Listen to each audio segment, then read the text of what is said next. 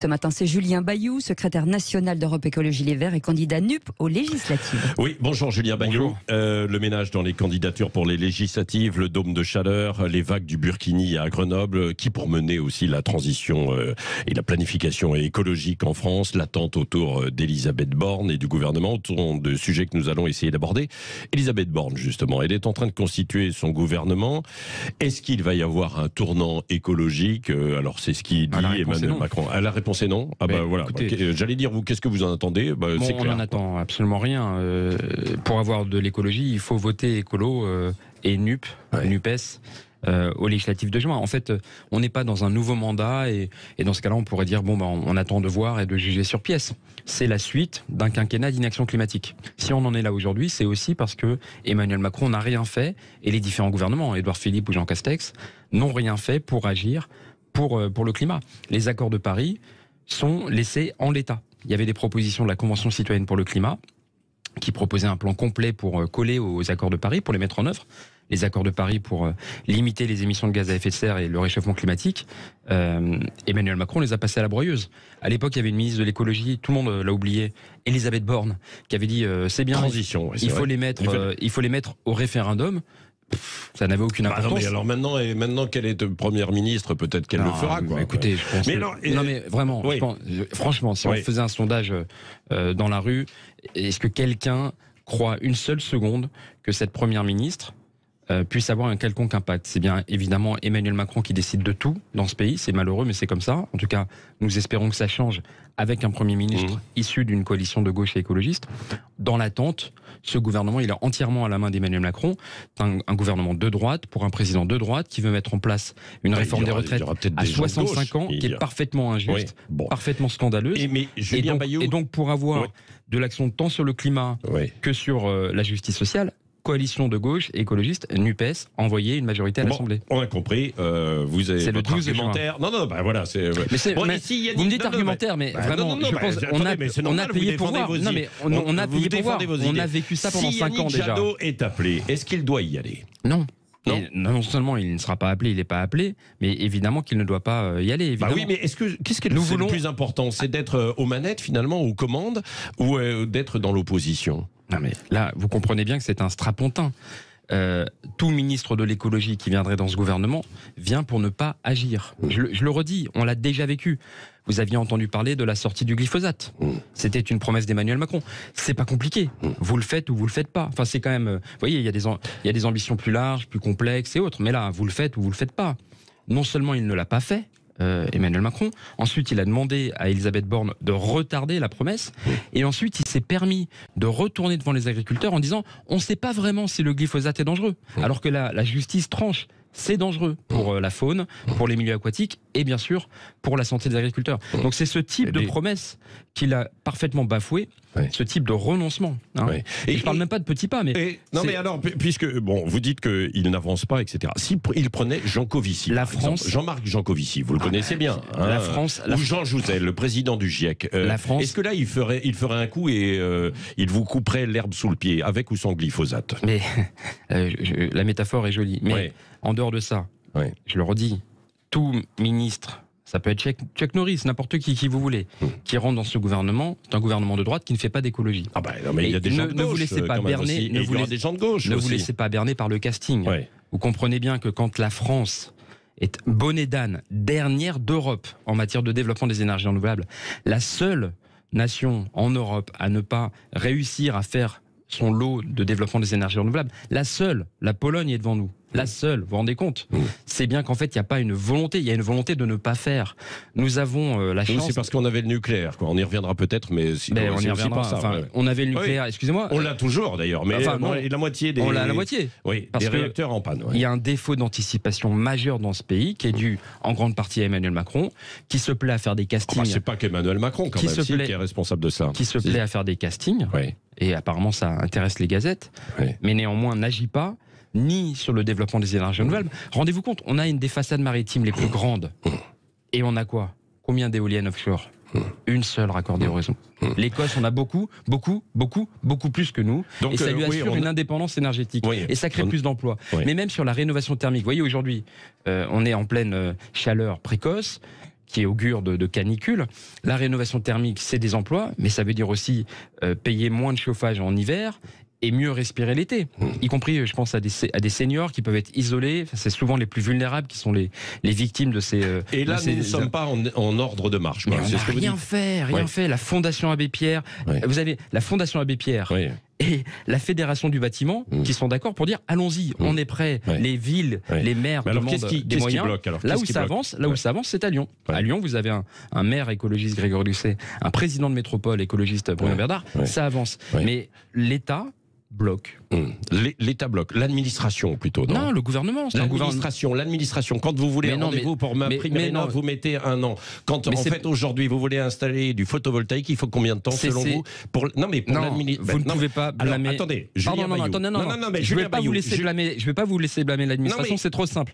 Qui en fait partie Qui a supprimé 1700 postes au ministère de l'écologie? Attendez. Oui, non, mais c'était une question rhétorique. Ils sont déployés en fait ailleurs aussi pour certains. Non, excusez-moi. Attendez, non, c'était une question rhétorique et je vais la terminer. Pourquoi Qui a supprimé Julien Bayou, répondez-moi. Attendez, si vous posez les questions et vous faites les réponses en même temps, c'est pas la peine. Je vous laisse le micro et voilà. Okay. Julien Bayou, pourquoi c'est aussi long pour avoir un rendez-vous, par exemple, pour MaPrimeRénov'? Pourquoi en France, pour installer du photovoltaïque, parfois il faut entre 6 et 9 ans? Alors je vais vous répondre. Parce qu'il y a des autorisations administratives. C'est un choix politique. Non, c'est un choix politique. Donc, attendez. Qui a supprimé 1700 postes au ministère de l'écologie qui aurait pu permettre d'agir plus vite? Elisabeth Borne. D'accord. Bon. Vous disiez MaPrimeRénov'.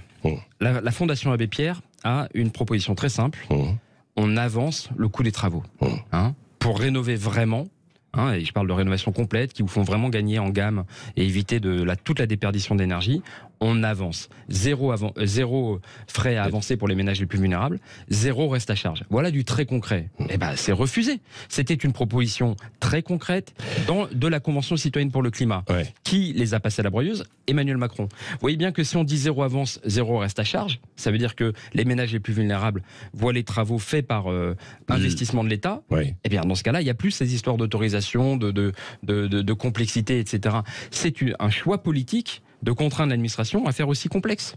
Quand nous proposons guichet unique dans le cadre de la coalition NUPES, zéro avance, zéro reste à charge, l'enjeu c'est 700 000 rénovations de ce type. Donc et ça c'est de l'emploi. C'est que vous remettrez en fait des emplois. Si vous étiez en fait au pouvoir, vous remettriez des emplois pour accélérer les choses. Évidemment. Par exemple, l'Europe qui a décidé hier que tous les toits en fait des bâtiments publics et des centres commerciaux devront avoir du photovoltaïque à partir de 2025. Mais on sait que là il y a justement des autorisations administratives qui sont très très longues. Ça c'est très factuel. Là, vous dites que vous allez accélérer les choses. Bien sûr, mais c'est un choix politique de simplifier. Vous voyez que Emmanuel Macron et ses différents gouvernements ont passé un temps à vouloir simplifier. Par exemple, qu'est-ce qu'ils ont voulu simplifier? Le fait d'étendre la capacité de produits chimiques. Ça donne Lubrizol, très directement. Ça donne la catastrophe à Rouen de Lubrizol. Nous voulons simplifier le développement des énergies renouvelables.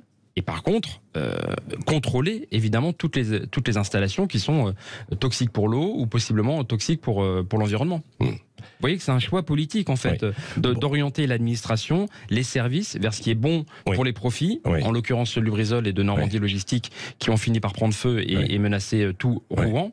Ou de protéger l'environnement. Question politique, Julien Bayou.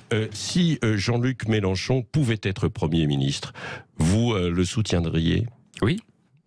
Ce serait un bon Premier ministre pour la France? C'est une question à la fois institutionnelle.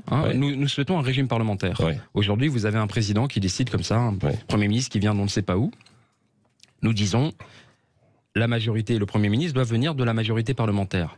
Dans notre accord, si nous avons une majorité, c'est les Insoumis qui auraient le groupe le plus nombreux. Bon, il se trouve que s'il est candidat, j'ai l'impression qu'il est assez soutenu par les Insoumis. Et oui, un bon Premier ministre, évidemment, parce qu'il a à cœur d'agir très très vite sur les salaires, sur les pensions, de mettre en place la réforme des retraites à 60 ans et de coller enfin aux accords de Paris. C'est bon pour la planète, mais c'est bon aussi pour notre santé. Vous vous rendez compte que quand on laisse comme ça les pesticides, quand on laisse comme ça la pollution, mais c'est des questions de santé. En fait, c'est très concret, les accords de Paris. Quand on dit développer l'agriculture, l'agroécologie, en fait, ça veut dire des cantines. Ça veut dire des cantines bio. C'est bon pour les gamins. C'est bon pour la justice sociale. On a un problème d'obésité dans ce pays. L'agriculture qui va très très mal, évidemment. notamment aujourd'hui en France, quoi. Et puis bien souvent, en fait, ce qu'on retrouve dans les supermarchés un peu partout, ce sont des produits qui viennent de l'étranger. Voilà, et pour autant, nos agriculteurs sont pas payés, ou sont mal payés. Oui, oui. À chacun son L'agroécologie permet une juste rémunération des agriculteurs, une alimentation de qualité, et c'est bon pour le climat. Vraiment, c'est l'indépendance énergétique. À chacun son caillou dans la chaussure. T'as Abouaf, donc pour l'Union de la gauche, rayé de la liste pour suspicion d'agression sexuelle. Et c'est maintenant Jérôme Perra, condamné pour violence conjugale, qui retire sa candidature sous l'étiquette de la majorité Ensemble. Vous saluez cette décision de Jérôme Perra? C'est lui qui a pris cette décision alors que Stanislas Guerini avait dit que c'était un bon candidat. Je pense qu'il faut refaire un peu le film. Alors, Tahabouaf est mis en cause, il est écarté par la France Insoumise, qui fait le job, on va dire comme ça, qui fait une petite enquête et qui décide de ne pas l'investir ou de le désinvestir.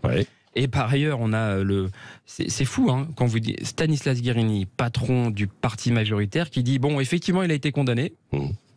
Effectivement, pendant qu'il y avait une enquête, on pensait que ça faisait mauvais genre qu'il soit à l'Élysée, donc on lui a demandé de quitter l'Élysée. Mais maintenant qu'il est condamné, il peut parfaitement être député. Hein, c'est un honnête homme. La justice a tranché, mais Stanislas Guerini disait c'est un honnête homme.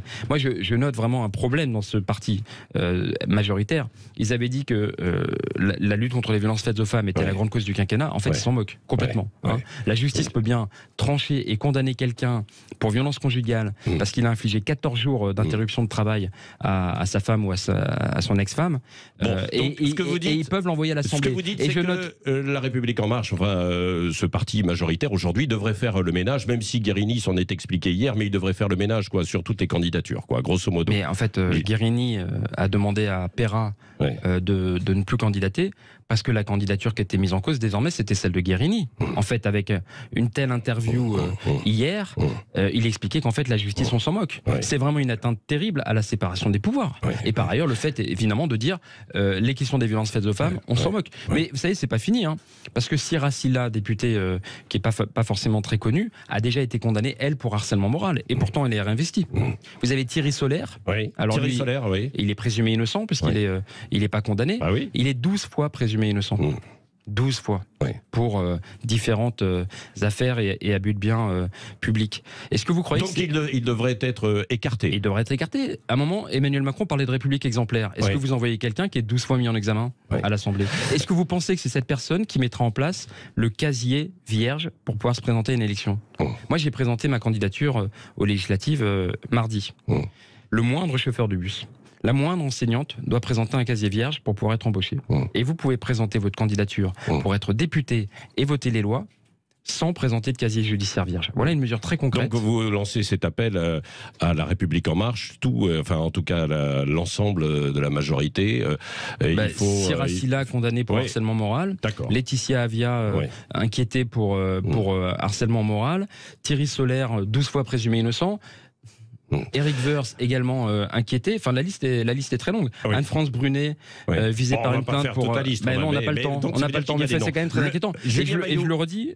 C'est Emmanuel Macron lui-même qui a choisi ligne par ligne, je cite, ses candidats. Donc c'est un problème d'atteinte à l'équilibre des pouvoirs. Il nous reste 40 secondes. Mais c'est aussi un choix de refuser l'exemplarité. Il nous reste 40 secondes. Le Burkini, une bonne majorité des électeurs, y compris de gauche, sont opposés au port du Burkini dans les piscines. Est-ce qu'Éric Piolle n'a pas fait une erreur stratégique là avant les législatives?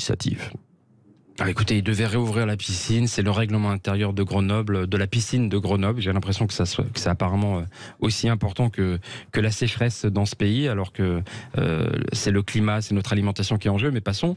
Il avait demandé au Premier ministre de prendre une mesure pour que la loi s'applique partout, la règle s'applique partout. Le Premier ministre a refusé et donc il fait l'égalité. Il faudra une loi au niveau national, ce que vous dites, une mesure au niveau national. Il y en a déjà, puisque le Burkini il est autorisé en fait. C'est la laïcité. Ça ne concerne pas la laïcité, plus exactement. C'est l'hygiène et la sécurité. Tant que les différents maillots couvrants respectent ces principes d'hygiène et de sécurité, alors ils sont autorisés. Oui, bon, c'est pour ça que dans certaines piscines, c'est un peu particulier quand même. Quand vous allez entre un maillot de bain classique et puis un short, vous ne pouvez pas. Oui, c'est une question d'hygiène et de sécurité. Avec un short, vous ne pouvez pas. Mais avec un burkini, vous pouvez. Parce que c'est une combinaison, en fait, c'est un maillot couvrant. D'accord. Merci Julien Bayou d'avoir été avec nous, candidat évidemment aux législatives. Merci.